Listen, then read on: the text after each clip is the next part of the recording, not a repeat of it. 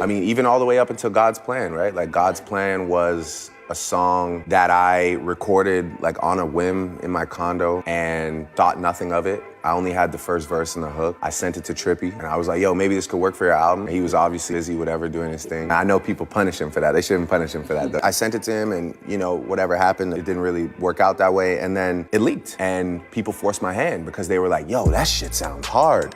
And we had to rush and turn around because I was worried that another artist was gonna get the version and just start laying like random verses on it. I had one song with Drake, and that was the God's Plan shit. Okay, that was the only one. I didn't finish that shit. Copy. Got sick.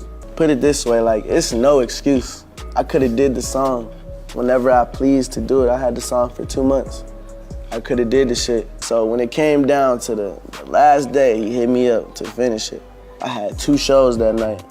I had packed it out twice, so I had to perform, go upstairs, change my outfit, and come back down to a whole new crowd. And I had the flu. Damn. Yeah. So after that, it was like my voice was gone. I was fucked up, sleepy. I said, fuck that shit.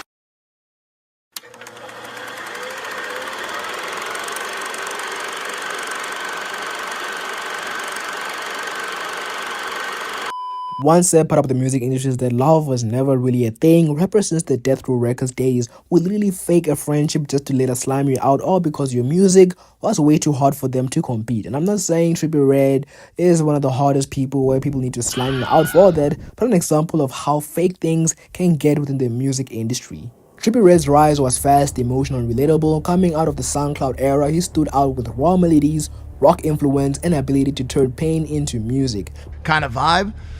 And that vibe is, I mean, people are going nuts about that shit. That shit slapped and everybody's listening to it. Yeah. So when you drop your album Trip at Night, what is your metric for success? You trying to be #1? You trying to just release a dope piece that you like? I'm just getting out a body of work at the end of the day. This is like something like, it feel good, you know, but I'm not really tripping if it's #1 or not. I just want to get the music out so people can tell me if they fuck with it or not. Right. Is that what you care most about? The reaction of the fans and my shit? fans and shit. Yeah. I think that's most important, right? I think if you lead with that. I think the only thing I need is like a #1 record, maybe. I got 40 something plaques. None of them been a #1, but it got 40 plaques. Shit. Hey, that's wild, bro. It's competitive. That's like the only one little thing, like, okay, I can get that, and then boom, like my little shit is complete. Yeah. But other than that, I'm not tripping on a #1 album, or if it's #2 or #3. By the late 2010s, Trippie Redd wasn't just another underground artist, he was one of the faces of the new generation.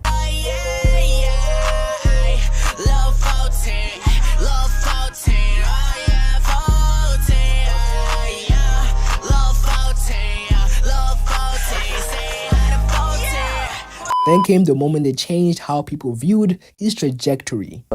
So you were listening to a lot of Drake, Cole, and Kanye. I've also heard you say that you had multiple songs with Drake in the tuck somewhere. Was that a lie, or is this the truth? Do you have songs recorded with Drake? I had one song with Drake, and that was the God's Plan shit. Okay, that was the only one. I didn't finish that shit. Copy. Got sick. Do you regret not being able to finish it, knowing the success that record had? No. It would have been a great record to be on for sure, but I don't regret it because it's like I'm on my own path, you know what I'm saying? That's somebody else's song. I would have felt great for Drake. It would have been a moment for me too, because, you know, I would have been around for that situation, but it's like, it wasn't my song. Right. I don't want a diamond record for yourself. Right. You know a lot of people don't know the story behind that though. So what happened? You were supposed to do the record God's Plan with Drake, and you recorded some of it, and then there was a snippet. What happened with that? Put it this way, like, it's no excuse. I could have did the song whenever I pleased to do it. I had the song for 2 months. I could have did the shit. I was sitting back and taking my time on it, because it was like, if I get on this shit, I really gotta snap, you feel me? So I sat on the song for a little bit, and it was my DJ.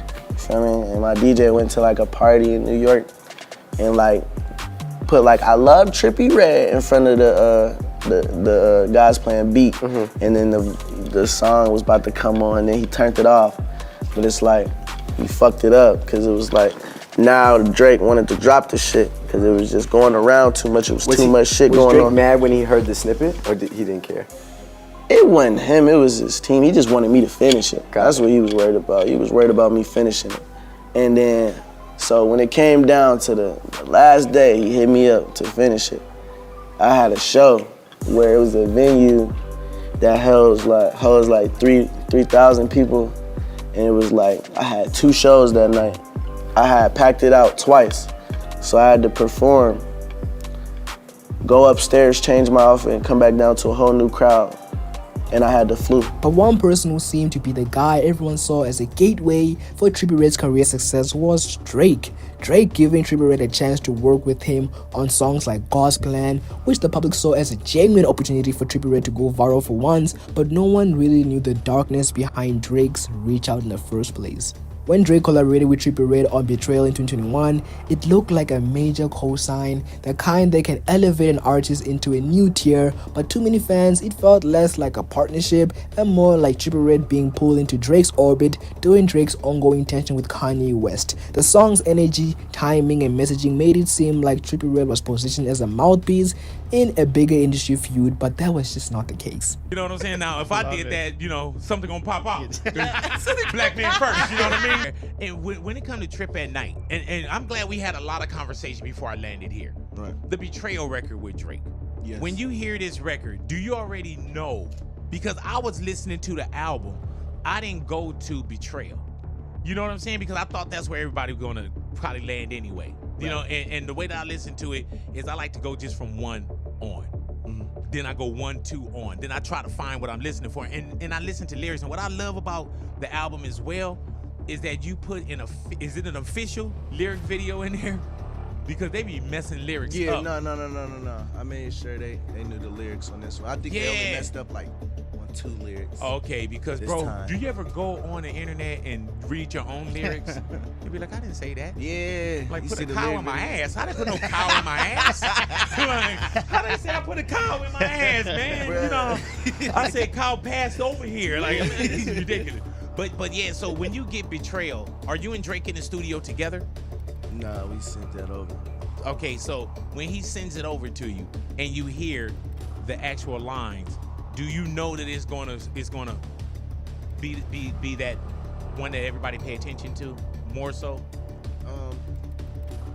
Yeah, you know, I felt like that just because it was Drake anyway. Yeah, hell yeah. So it wasn't even really. You were like Drake could have said. I swear that's what I said. Be like, man, I got a Drake feature. Like, what does he say? It's just something like it's a bucket list thing for me.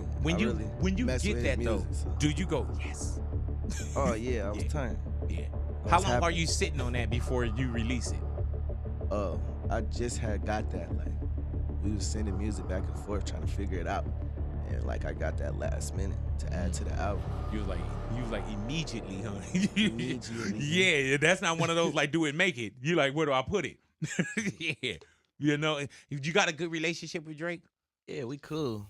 From that point on, public perception shifted. Instead of being seen as an unpredictable person, an authentic person, Trippie Redd began to look lost, changing sounds rapidly, changing trends, and losing the emotional core that made fans connect with him in the first place. While Drake moved on unaffected, Trippie Redd was left dealing with the fallout of fan division and declining excitement around his releases. This was a hard time for Trippie Redd. Drake had snaked him twice. First, God's Plan's reach out was intended to attack XXXTentacion through his closest friends, Trippie Redd, and second, the collaboration was a form of shooting teasers at Kanye West, so this left Trippie Redd to rethink his existence, thinking that he found someone to push his career. Instead, he played him like a puppet. Know me, turn the 02 into the 03, dog. Without 40 Ollie, there be no me. Imagine if I never met the broskies. God's plan. Wanted and needed. If I'm needed, right? If this energy is needed, because it is. We don't have many teachers. We don't have many prophets. You know what I'm saying?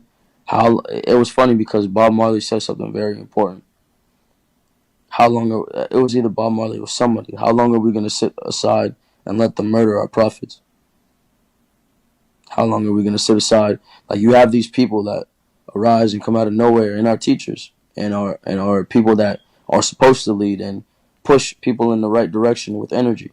Do you These feel are the like you're a people teacher, and a leader? of the youth, yes, of the youth, because they are the ones that can be molded.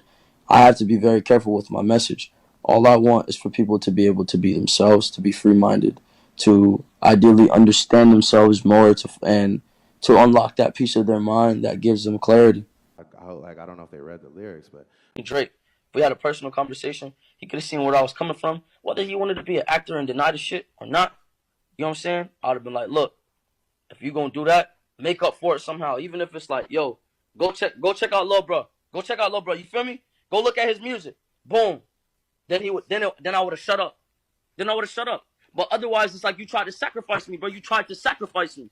The nigga tried to sacrifice me. A DJ hit me up. Not only a DJ, my manager at the time hit me up. Said, yo, this nigga Drake hit us up and he wants to talk to you. Swear to God. I just swear to God. And I started freaking out, bro. And I was like, what the fuck? I'm a young nigga in this Drake, and I thought I was done, bro. And then he previews the shit in Amsterdam. And I was like, damn. Reality started to spin. I felt fucked, bro. Nephew, listen to the Unc, bro. Look, Drake was scared of X. X was probably the biggest threat for Drake. The industry was scared of X. X would have took over the whole entire music industry. He was the most talented artist that we had in the past 10 years, the most versatile artist that we had. Juice WRLD was up there too, I'm not gonna lie. But the impact and the influence that X had, and he had the minds, he had the hearts of the kids, he had everything that you needed. He filled every box when it came to this shit, bro. He filled every box when it came. Look, he could sing without auto-tune. A lot of people can't do that. He can rap his ass off on any beat. He can make rock. He can do anything he wanted to do. And half of these songs we hear now are unfinished songs, which I hate they do, and they should just left his shit alone, bro. But, you know, feed the family and everything. I understand that. But X would have took over the entire industry, bro. He was the most talented artist. He knew about frequencies. He was very tapped in. He was ahead of his time, bro. For how old he was, y'all don't understand. He was so young. And the amount of things that he did, in the knowledge that he gave to the world while he was here, y'all not understanding, bro. The industry was afraid of that nigga, dog. The industry didn't know what they wouldn't look. They wouldn't be able to control that nigga, bro. He was too fucking powerful. He was too powerful. It wasn't just music with him, bro. This was like a lifestyle that he was pushing out here, bro. He was very deep. He was very tapped in. And they didn't like that, so they took him out. And I don't like how Drake be sneak distance the dead. I don't like how he do that with him, bro. You know what I'm saying? It was beefing. He tried to take X flow. I hate that. You know, X was locked up. Everybody was Drake fans. You know what I'm saying? X was locked up. He called X on the phone. He's locked up, blah, blah, blah. Next thing I know, this nigga taking X flow. X didn't rock with that. X was the first nigga to step up to this nigga out of the new niggas. Like, man, you know what? Fuck you, nigga. And that's why I respect that nigga so much. Because he didn't give a fuck who he was. He said, nigga, fuck you for taking my shit. You know what I'm saying? So, look, Drake known for stealing people's shit. You know, he was the wave and then he wanted to fit in and he just doing too much, bro. I don't like that shit. But look, X would have took over the whole entire industry along with Juice WRLD.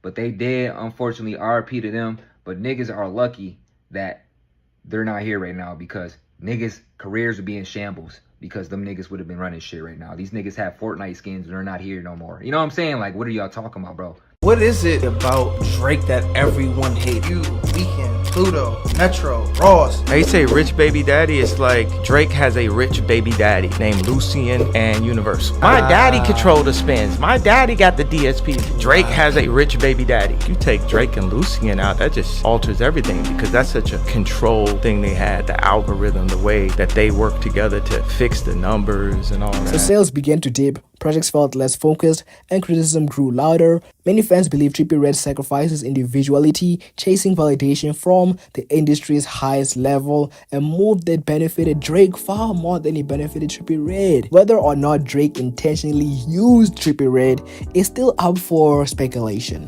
What's clear is that the collaboration marked a turning point after aligning himself with the industry power plays. Trippie Redd struggled to regain control of his narrative again. Overall, today Trippie Redd isn't completely erased in the back rooms, but he has no longer has the same, view of being the leader of a movement. People say if he did the God's Plan collaboration, his career would have been booming, but the real side of the story is that he would have sold his soul through working with Drake to kill his brother Triple X Tentacion. So the question is, was Trippie Redd down to fall in both ways? Leave in the comment section. Enough yapping. Peace out.